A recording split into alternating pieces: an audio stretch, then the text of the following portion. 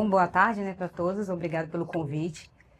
No caso, eu sempre me senti sozinha, né? Eu sou diagnosticada com TDAH, então já tinha uma tendência realmente depressiva. Então, desde a adolescência, eu me sentia diferente de todo mundo. Até que veio as minhas amigas casando, minhas amigas namorando, e eu sempre sozinha, porque eu não conseguia me compreender exatamente. Até que eu tive um relacionamento com um homem. Esse homem era comprometido, né? Ele era casado.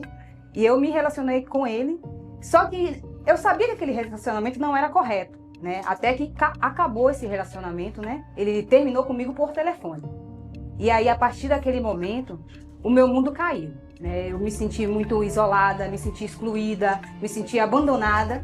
E aí começou a ter os pensamentos, né? De que ninguém me amava, que ninguém gostava de mim, que eu não ia ser feliz nunca, né, com ninguém, porque aquele homem me abandonou, porque eu fiz dele o meu sol, eu fiz dele o meu rei, né, o meu tudo. Então, quando ele sumiu da minha vida, então desapareceu uma parte de mim também, né?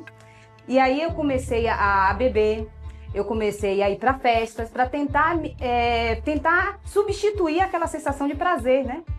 E aí eu conheci as drogas também, né? Comecei a usar entorpecentes, né? Para poder substituir aquele vazio. E nada adiantava. Aí eu comecei a trabalhar, fazia hora extras, para poder me manter em constante, como posso dizer, ocupada, né? Sempre ocupada, sempre com pensamento em alguma coisa, né? Focada em alguma coisa, até eu perder o emprego. Quando eu perdi o emprego, aí eu não tinha mais o que fazer.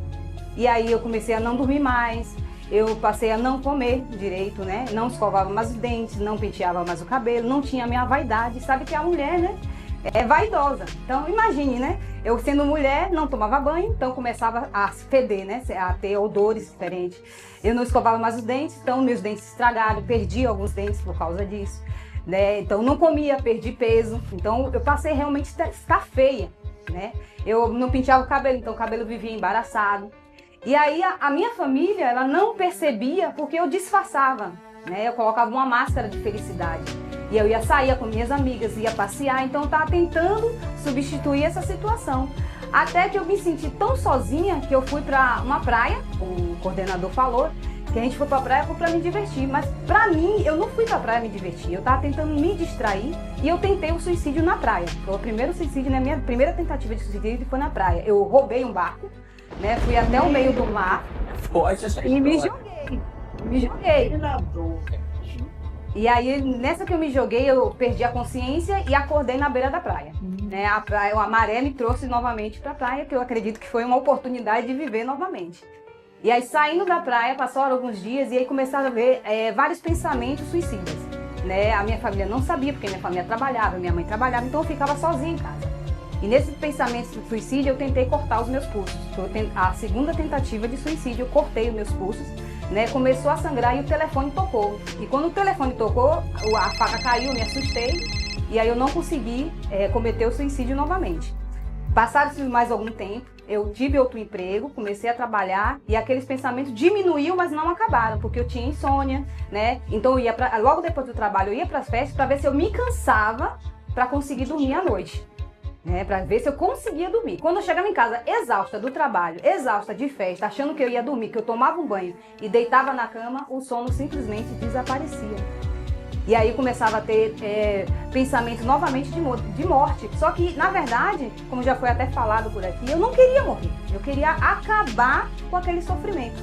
Então eu comecei a me mutilar também, para tentar extrair a dor que eu estava sentindo por dentro, externando no meu corpo. Então, eu me cortava, eu pegava agulhas, furava o meu corpo, eu me jogava no chão para sentir dores físicas, para ver se diminuía a dor que eu estava sentindo dentro de mim. E aí, mais uma vez, eu tentei o terceiro suicídio, que eu me joguei na rua, né, esperando um caminhão, esperei um caminhão chegar, né, próximo, e aí eu me joguei na rua. E aí eu fechei os olhos e estava esperando um caminhão só passar por cima, só que eu não tinha visto que a sinaleira fechou e o caminhão estava lá parado, né, e mais uma vez eu voltei para casa, chorando, né, angustiada. E aí, mais uma vez, eu falei assim, dessa vez eu vou tentar o suicídio de forma letal.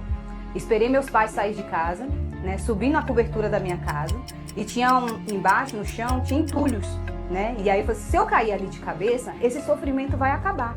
Porque quem é depressivo sabe que a depressão é um buraco, mas muitas pessoas falam assim, eu cheguei ao fundo do poço. E a depressão, na verdade, não tem fundo. Cada vez a gente vai caindo mais. Então, esse buraco que a gente sente, a gente quer acabar com esse sofrimento. Então, eu não queria morrer, mas na verdade eu queria encerrar o meu sofrimento.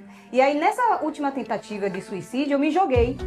E aí, em vez de cair para frente de cabeça no chão, eu caí para trás, bati a cabeça, perdi a consciência e fiquei horas lá desmaiada, não sei quanto tempo se passou. E acordei mais uma vez e eu comecei a sentir ódio de mim mesma, porque eu não estava conseguindo nem morrer. E eu falei para mim mesma, poxa, nem a morte mais me quer. Então, meu namorado não me quis, minha família não tá me entendendo, perdi meu emprego, perdi minha vaidade, perdi minha beleza, perdi minha saúde, né? E nem a morte mais me quer. Até que eu encontrei um agente do bem e começou a me acompanhar, começou a falar comigo. E foi justamente isso, foi um abraço que mudou a minha vida, mudou a minha história a partir de um abraço só. Então tem muitas pessoas aí, teve esse comentário, né, que não acho um abraço. E nesse abraço eu comecei a ser acompanhada, né, tive orientações emocionais, tive o apoio emocional que a minha família não entendia, não é culpa da minha família, né, mas é porque eles não compreendiam, eles não entendiam o que estava acontecendo comigo. E aí eu tive esse suporte emocional e consegui sair desse buraco que foi a depressão. E a partir daquele momento eu comecei a ser acompanhada, e aí eu tive essa parte espiritual, né, não é questão só da igreja, mas eu tive esse apoio espiritual também, e eu me abracei com Deus.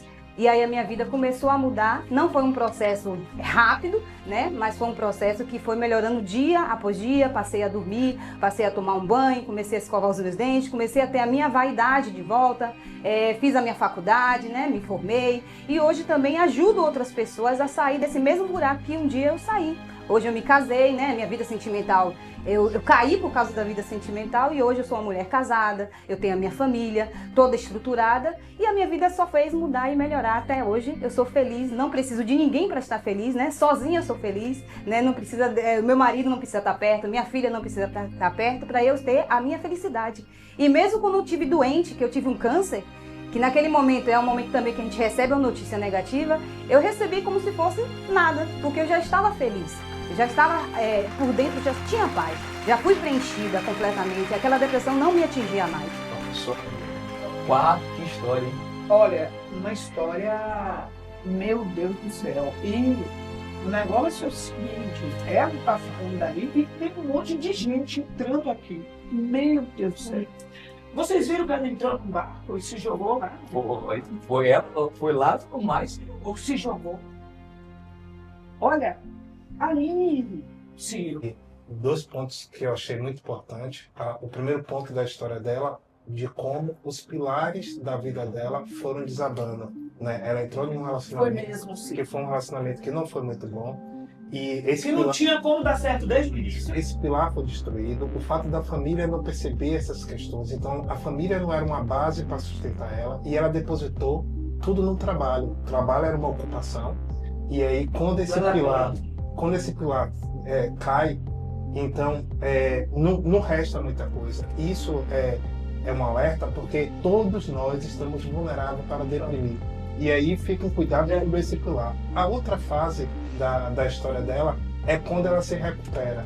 Dentro desse processo de recuperação, eu gostei muito da fala dela, que ela fala assim, hoje eu tenho uma família estruturada, você vê que os pilares dela estão todos organizados e ela tem um autoconhecimento, um auto-amor sobre ela, o suficiente de que ela chegou e disse assim, Ela é feliz com ela ela mesma. é feliz com ela mesma. Ela, apesar de ela ter uma filha, não foi isso? Uma filha, um marido, tudo isso, mas ela é feliz com ela mesma. Ela teve um diagnóstico recente, me parece, de câncer, e ainda assim ela não se deixou abalar. Aquilo não afetou, Ela estava realmente livre. não afetou os outros pilares, porque a gente não pode impedir que um pilar nosso não caia, só que a gente não pode deixar que os outros pilares caiam junto, se contaminem com aquele pilar que caiu. Porque você falou disso, do que vê, do que ouve, né? Porque você vê aquilo acontecendo